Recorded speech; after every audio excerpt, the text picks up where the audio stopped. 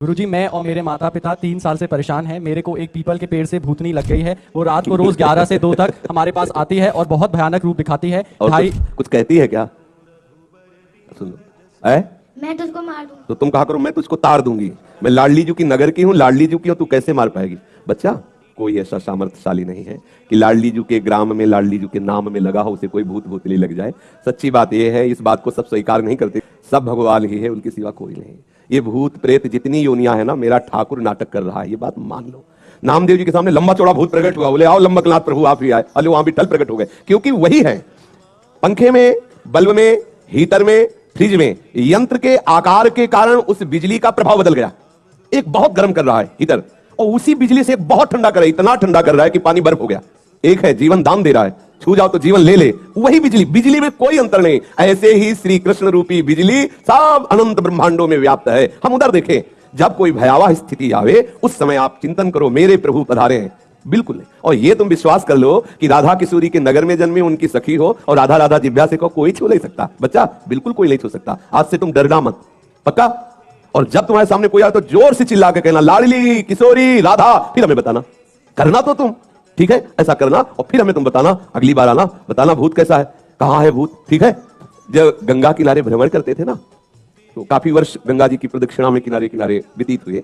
नई अवस्था, तो जैसे कभी ये मन भयभीत करता ना कि यहाँ स्मशान है, कुत्ते लाश खा रहे हैं, कोई साथी ने बड़ा संन्यास मार्ग में, तो तत्काल चिंतन आता, जब सर्वम खलमिदम ब्रह्म, तो भूत की सत्ता कहां है? मन कहता नहीं है, तो वही स्मशान में जाके बैठते, बैठ दिखा कहां है, कौन है, क्या है।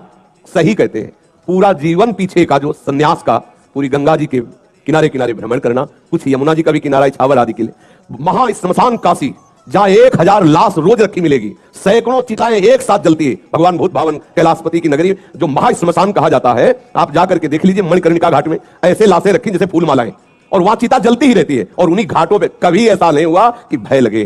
भय तब है जब आप स्वीकार कर लो। अभी आपको भयभीत कर दे कि वो जरा सी हवा लगी पर भूत, आप देख लो, बिना मतलब के भूत आ जाएगा आपके, आवाज भी आने लगेगी। ये मनीराम बहुत विचित्र है, आपको बिल्कुल लगेगा कि कहीं कोई ऐसा नहीं।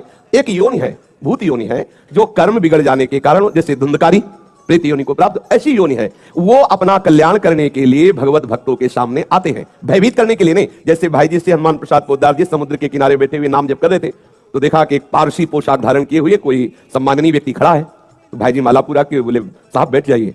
तब वो ऐसे सांस ली और बोले आप बोले तो मेरे को हिम्मत पड़ी, डरना नहीं। तो भाई जी ने कहा हम क्यों डरेंगे? बोले मैं पुरुष नहीं हूं, मैं भूत हूं। तो एक बार तो भूत सुन करके लगता है कि भूत, तो भाई जी ने कहा कोई बात नहीं, भूत है तो आप यहाँ क्यों आए हैं? तो उनका, मुझे पता है कि यदि आप चाह लोगे तो मेरा उद्धार हो जाएगा। तो उनका बताइए फिर आपका उद्धार कैसे होगा? मैंने जो भी भजन साधन, जो भी शास्त्रों का स्वाध्याय कि आप बताइए, मैं उससे मार्ग ढूंढूं। तो उनका गीता पढ़ने से मेरा उद्धार नहीं होगा, क्योंकि गीता मुझे कंठस्थ है। भागवत पढ़ने से मेरा उद्धार नहीं होगा, क्योंकि भागवत मुझे कंठस्थ है। मैं कोई साधारण प्रेत नहीं हूं, मैं प्रेत लोक में भी बड़े सम्मान से रहता हूं। तो थोड़ी बात बिगड़ गई है, इसलिए मैं प्रेत योनि को बन गया हूं। आगे बड़ा चरित्र है, भाई जी ने उनका उद्धार किया। बहुत सी प्रेत योनि की घटनाएं, कौन कौन प्रेत योनि में गया, कैसा कैसा, बड़ा उसमें विवरण है। तो ये एक प्रेत योनि है जो उनके कर्म बिगड़ जाते हैं। जैसे नंदगांव में गुफा में एक संत भगवान भजन करते थे, तो पीछे से आवाज आई बाबा थोड़ी जूठन दे दो। तो मुड़ के देखा, कोई दिखाई नहीं दिया, एक कुत्ता दिखाई दिया। फिर आवाज आई बाबा सुनाना है, थोड़ा जूठन दे दो। फिर मुड़े कौन हो? तो बोले जो कुत्ता दिखाई दे रहा, मैं कुत्ता नहीं, मैं प्रेत हूं। और तुम प्रेत हो, कैसे आए? बोले मैं नंदगांव में नंदालय में ठाकुर सेवा करता था, ठाकुर जी के लिए अमनिया भोग आया, बिना भोग लगाए उसका प्रयोग कर लिया, उस अपराध के कारण मैं प्रेत बना हूं। मैं तुम्हारे पीछे कुत्ता का रूप धारण करके इसीलिए आ रहा हूं, यदि तुम थोड़ी रोटी खा के जूठन दे दो तो मेरा अपराध खत्म हो जाए और मैं मुक्त हो जाऊं। बाबा ने कहा तुरंत लो तो संत जन कृपा लो। तो ऐसा होता है, कोई ना कोई कर्म बिगड़ जाने से ऐसी स्थिति आती है। पर यह विश्वास रखना, हम अपने जीवन के अनुभव की बात कहते हैं, ऐसे टच नहीं कर सकता कोई। त्रिभुवन में चाहे जितना बड़ा ब्रह्म राक्षस वेताल कोई भी हो, कोई स्पर्श नहीं कर सकता। यदि आप नाम जापक हैं, चाहे वो राधा नाम, कृष्ण नाम, कोई नाम जप कर रहे हो, नाम जापक को स्पर्श नहीं कर सकता। ऐसे कई घटनाओं में हमको दिखाई दिए हैं, ऐसा देखा है। वो निर्भय होकर, कोई भय नहीं लगा, ऐसा देखा। जैसे एक बार 3 बजे हम शौच के लिए कमंडल उठाया, तो जंगल में जाना होता था, कोई शौचालय की ऐसा, वो तो अभी कुछ वर्षों से शौचालय का ऐसी व्यवस्थाएं बनी, नहीं तो ग्रामीण आदि देशों में कहीं शौचालय पूरे नगर में नहीं होती थी, वो तो अभी व्यवस्थाएं हुई। तो कमंडल लेकर शौच के लिए निकले, तो देखा कि गांव के बाहर एक नौवधू लोटा लिए शौच के लिए जा रहे। तो हम खड़े हो गए कि जिस दिशा को जाओ उससे विपरीत दिशा में हम, वो खड़ी हो गई। फिर विचार किया कि हमें लगता है ये यहीं शौच में बैठना चाहती, तो हमने रफ्तार बढ़ाई। जब रफ्तार बढ़ाई तो देखा कुछ दूर आगे जा रही, तो लगा कि ये तो पीछे खड़ी थी, आगे। हमारा ये था कि हम कभी डरने वाली स्थिति में अपने को नहीं खड़ा करते। हमारे मन में आया नहीं नहीं, ये मेरा भ्रम है, वो हमसे आगे निकल गई होगी। जब वो आगे गई तो हम पीछे मुड़े तो देखा हमारे दूसरे रास्ते में खड़ी। अब हमें पक्का विश्वास हो गया कि ये कोई स्त्री नहीं है, कोई पतित आत्मा है जो इस रूप में है। तो जोर से भगवान नाम उच्चारण खत्म किया, ना कोई भय और ना वो हमें दोबारा दिखाई दी। तो हमने जीवन में देखा है कि अगर कहीं ऐसी प्रेत आत्मा भी हो, वो आपको परेशान नहीं कर सकती। आपको जैसे गोकर्ण के सामने धुंधकारी प्रकट हुआ, कभी वो अग्नि बनता, कभी वो ये बनता, कभी भेड़ बनता, कभी सिंह, समझ गए अधोगति को प्राप्त। लेकिन कोई ऐसा नहीं कि उनका अनिष्ट करे और रो के कह रहा था कि मेरा उद्धार कर दो, मेरा कल्याण कर दो। तो ये प्रेत आत्माएं भगवत धामवासी, भगवान नाम जापक वैष्णवों के प्रति अपना कल्याण करने के लिए आती है। किसी को भी कभी घबराना नहीं चाहिए। यदि कभी ऐसी परिस्थिति हो तो उच्च स्वर से नाम कीर्तन करने लगना, विश्वास करना, तुम्हें छू नहीं सकता कोई।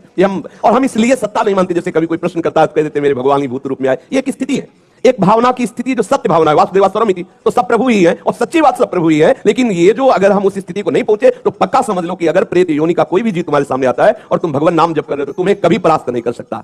जहां कहीं भय लगे तो उस समय ना भयभीत होना, ना मौन रहना, चिल्ला के बोलना राधा राधा राधा राधा, ठाकुर वहीं खड़ा मिलेगा। और जहां ठाकुर है वहां किसी की और ठकुराई चल नहीं सकती है, इसलिए निश्चिंत रहे।